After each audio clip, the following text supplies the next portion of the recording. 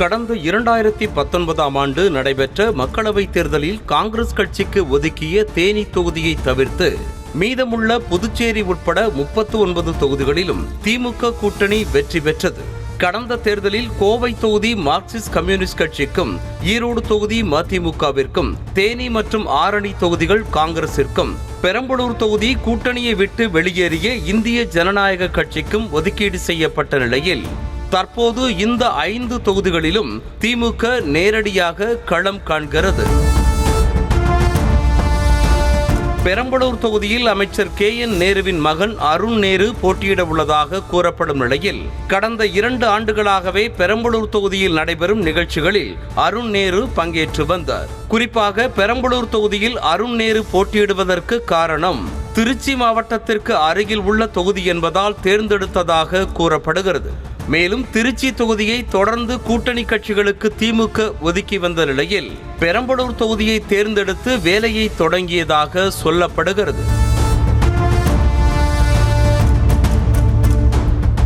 Marxist communist கட்சிக்கு கடந்த முறை கோவை தொகுதி ஒதுக்கப்பட்ட நிலையில் இந்த முறை திண்டுக்கல் தொகுதி ஒதுக்கப்பட்டுள்ளது.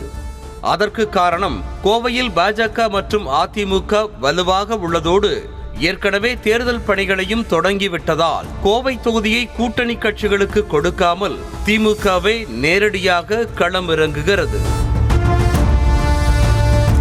மேலும் கோவை தொகுதியை கூட்டணிக்கு கொடுத்தால் எதிர்க்கட்சிகளுக்கு வெற்றி வாய்ப்பாக அமைந்துவிடும் என்பதால் இந்த முறை திமுகவே போட்டியிட உள்ளதாக கூறப்படுகிறது. கடந்த முறை தேனி தொகுதியில் காங்கிரஸ் தோல்வியடைந்ததால் மீண்டும் தேனி தொகுதியை காங்கிரஸ் கட்சிக்கு ஒதுக்க வேண்டாம் என நிர்வாகிகள் கூட்டத்தில் தலைமைக்கு திமுகவினர் கோரிக்கை விடுத்தனர். இதனால் தேனி தொகுதியை காங்கிரசிற்கு ஒதுக்காமல் நேரடியாகவே திமுக களம் காண்கிறது. அதற்கு பதிலாக தென் மாவட்ட தொகுதிகளில் ஒன்றான திருநெல்வேலியை காங்கிரஸ் கட்சிக்கு கொடுத்துள்ளது.